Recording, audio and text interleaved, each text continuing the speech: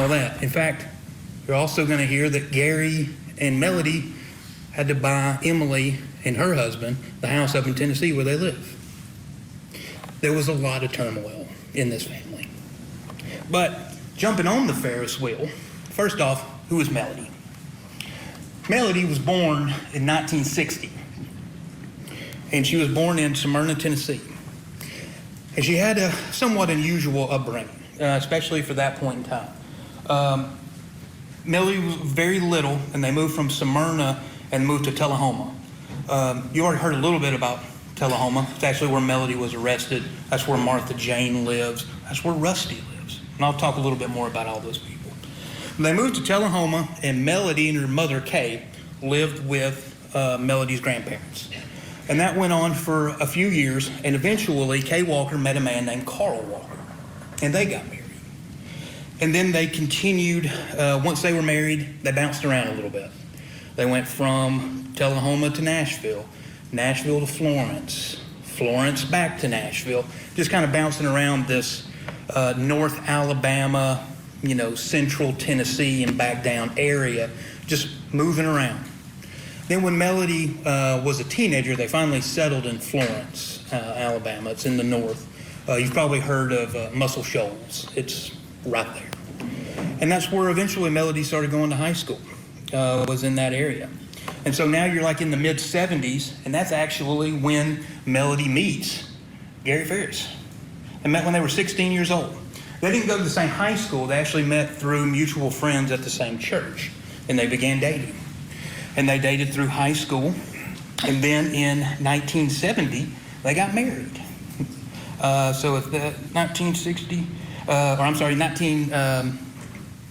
think it was 79, they got married, because I think Melody was 19 years old. Now, they get married, right out of high school, and they both go to the University of North Alabama. Melody's there for about a year, and then she drops out. Gary stays on. So Melody leaves. They're still together. They're still married. And she's working at General Electric Credit and Ace Hardware. Kay Walker, her mother, Carl Walker, opened up a Ace Hardware in Florence, Alabama. And that's where Melody worked. And you'll hear a lot about Ace Hardware. She worked there for many, many, many years, helping them out with their business. So in 1980, while Gary's still in school, Chris Farris is born. Now Melody is working full-time at this point at the hardware store. Gary's full-time college student. 1983 rolls around, Scott Farris is born. Melody's still working at the hardware store. Gary's still going to school. Now you fast forward a little bit, Gary's graduated, and in 1988, they have Emily. And at this point, they've moved to Tuscaloosa to the University of Alabama. And that's where Gary goes to law school. So they're living there with the three kids while Gary's in law school. And then in 1989, Amanda Farris, who's now Amanda Bruce, she's born. Excuse me. In 1989, the following year, Gary graduates law school, and the family moves to Birmingham, where he works for Burr and Foreman, the same firm that he was at when he passed away. Now, in 1995, the law firm sent Gary to Atlanta. They were trying to expand, have a different office in Atlanta, and Gary was going to be a major part of that. And I think when he actually first got there in 95, there was there's only him and another person there. It wasn't, this huge law firm, at least here in Atlanta at that point in time. So 95, you got 4 kids, really ranging from kindergarten to Chris at that point in time being about 15 years old. Melody's a stay-at-home mom. She's going back and forth to Florence to help her parents with a hardware store and just living. And an interesting point then comes later in 1997 to Melody is Carl Walker, who she thought was her father, passed away. And while she was at the funeral, a relative came up to her and told her that, just so you know, Carl Walker's not your father. And so then that leads on to her trying to figure out who her actual father is. And she does. But Carl raised her. It's just an odd thing, you know, to kind of come out of the blue in 1997 at his funeral. Now in 2013, it's kind of the next major event. That is when Gary and Melody buy the Purcell Lane house, where you saw the photos in Mr. Fogus's opening of the house. That's when that was purchased, 2013. They move in there, and when they get there, shortly thereafter, Scott moves in to the apartment that is above the barn. Now, all the kids, they also have kids and wives that are relevant to this case. And Scott was married to Jenna. And her name was Jenna Farris. Since Gary's death, my understanding is they have divorced. She has changed her name. I'm not going to try to pronounce it. I haven't talked to her to figure out how she pronounces it. But that is, Jenna Farris was her name. Chris also has other children by another woman, and that is Ella Farris and Addison Farris. Ella, at the time in July, the 3rd, 4th, 5th of 2000. Still with us, criminal defense attorneys Jack Rice, Josh Schiffer. Josh, let me start with you. An interesting place to start in a an opening statement to say confirmation bias. Here's what it is, and this is what law enforcement did. Basically, they decided it was her before they followed the evidence. Yeah, I think, and we've been talking about this on text and with a couple of colleagues. What defense does the defense have? We don't really know what that is until the state went forward with their theory of the case. And now we are finally hearing how the defense, which are two very experienced and prominent younger skewing lawyers from North Georgia, deeply experienced, how they're going to proceed with trying to show that Miss Farris isn't criminally culpable for the death of her husband. It's an interesting start so far because they don't have a finger to point with. They don't have a third person. They don't have one of these big issues that looms in front of everybody that we all know about. No, there's kind of this totality beginning of a defense that's really focusing on getting to know the victims and the players. And I think that's in hope that as the case develops, the defense will concretize as there are natural questions raised by the jury that the state is going to struggle with answering, such as, how did the body get on the burn pile when he's such a big guy and she's such a little thing? Yeah, that is a question that a lot of viewers are talking about because it just doesn't seem to make sense. Josh, we're also going to come back to you a little later for kind of the color of the court and the environment because those are some of your stomping grounds. You know the people, you know the players, you know the court. So stay tuned for that. Jack, let me ask you about this, and that is, you know, first of all, he out of the chute says 13 minutes into that 911 call, the son Sean throws his mother right under the bus and blames her, and then he starts talking about all of the different characters that this jury's going to meet throughout the course of this trial. Effective or not? I would have started with that. I would have said that immediately rather than this sort of slow build up until you get there. I mean, when you described it, Your Honor, right away, you have to come out of the chute swinging. Primacy and recency, we talk about it a lot, but it's the first thing you say that they're going to remember. It's the last thing you say that they're going to remember. And they may miss a lot of what's in the middle of this. If you don't know what's coming, you have to have a general theory that says something along the lines of, they decided it was her before they even started looking. That's how you start this. And now what you do is you come back and you start supporting that with 12 minutes in, this is what the son said. This went this direction, this went that direction. How big she is, how little she is, how big he is. All of these are issues to say they ignored all sorts of evidence because they already knew what their answer was, regardless of whether or not it was the truth. You have to start with something like that because then a jury can look at it and they can say, let's see how all of this fits. And if you don't do that, they're going to be scratching their head saying, what are you talking about? And that's the last thing you want a jury to be doing, even before you start introducing evidence. Yeah, I agree. Now, as he's laying out all the family dynamics, who's, different events in the life, we'll see where he goes with that next as he is making his opening statement on behalf of the defendant in this case. Stay with us. We'll take a break. When we come back, of course, we'll get you back inside this courtroom for more of the opening statement. Sarah Boone is charged with second-degree murder after her boyfriend suffocated inside of a suitcase. He's in the suitcase still. There are multiple domestic violence incidents. You two hitting each other. Sarah. That's my name. Don't wear it up. He told you, Sarah, I can't breathe. George Torres locked inside of a suitcase, begging for help. I thought he was okay. The Suitcase Murder Trial. Live coverage next Monday, 8/7 Central on Court TV.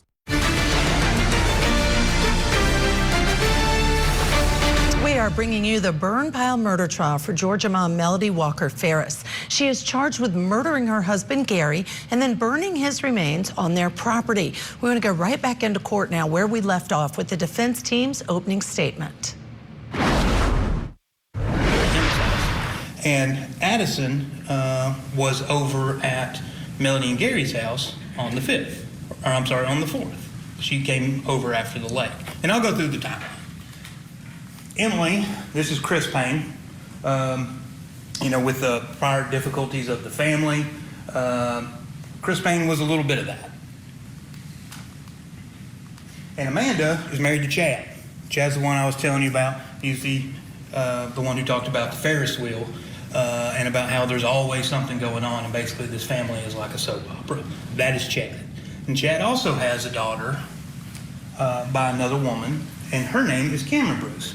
Cameron is who was there with Addison on the 4th.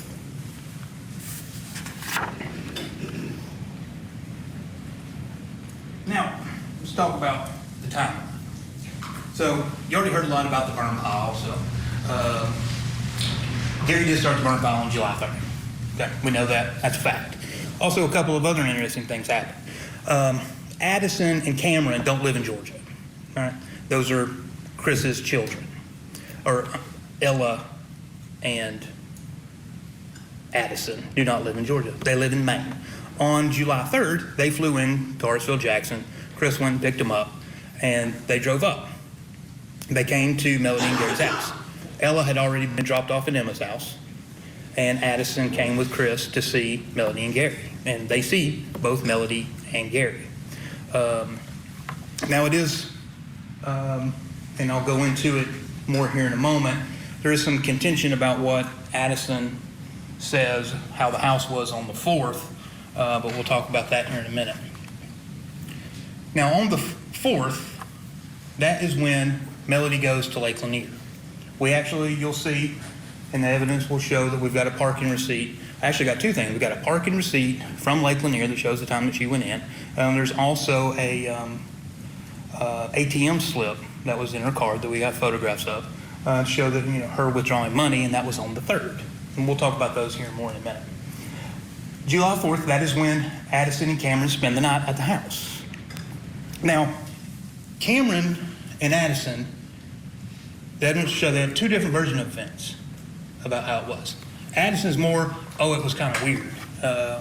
Melody didn't want us to go outside. She made us go to bed early.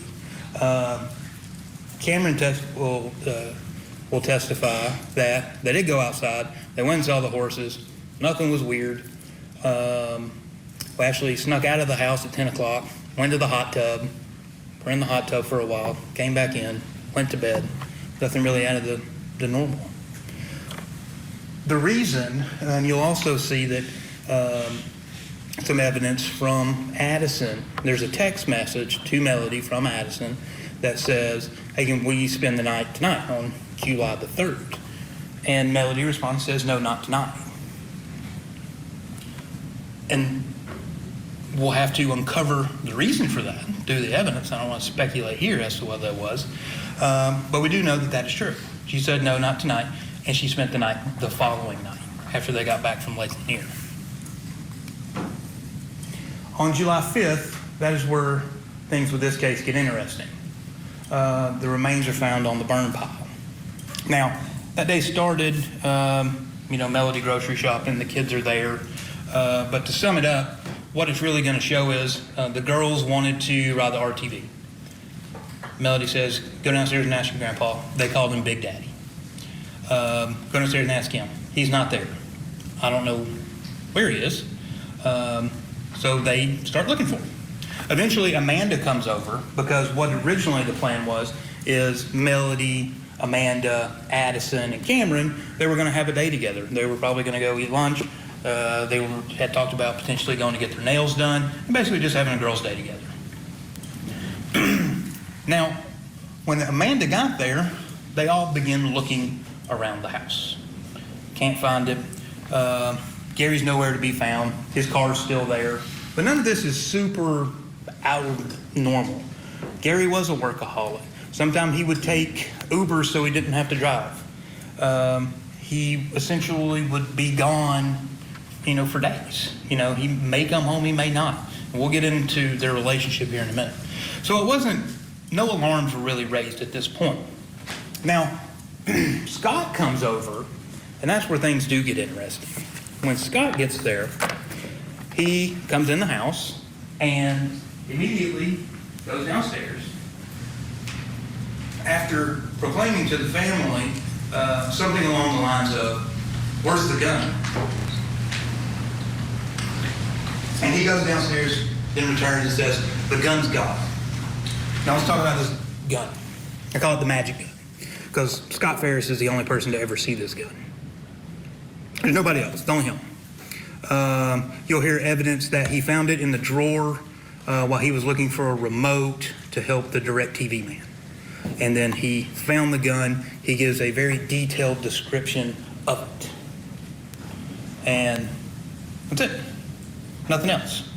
And this was a few months before July when he had the DirecTV. Actually, I think it was the beginning of June, so about a month before is when Scott sees this gun. And he claims he has no idea. He's never seen this gun before. It's very strange. This gun is here, and he didn't know anything about it. But he also didn't do anything about it. Now, 6 years later, this is where Jenna Farris kind of comes in and is interesting. 6 years later, she gives an interview to the district attorney's office claiming she also saw a gun in the basement that you saw in Mr. Focus's opening, where Gary was. However, this gun looked completely different than the one Scott described and is in a completely different location than where Scott said it was. So these are the only two people that have seen this gun, and the guns they described don't even match each other, and one of them talked about it 6 years later. Now, after Gary's remains were found, he was taken down to Georgia Bureau of Investigation Forensics Department to the crime lab, and that's where an autopsy was performed. But after July 5th, 2018, 348 days go by. Melody's not arrested at this point. She's interviewed several times. I believe the evidence will show that, or I believe that the state will be playing those interviews for you, so you'll actually see Melody testifying and answering law enforcement questions. But 348 days pass. Now in that 348 days, you'll see evidence they were doing audio testing. What that was is they put a ballistics dummy in the living room of the house, and they shot it with a revolver. And they had members of the Cherokee Marshal's office, as well as some sheriff's office, out there with decibel readers at different points. They were out at the barn, they were out by the road, and they were also in the house, measuring what the decibel was for firing this revolver into this ballistic dummy. And then they moved the dummy downstairs, and they shot it a bunch of times downstairs. And you're going to see all this. They're going to play all the videos of them doing the shooting and recording the sounds and all that.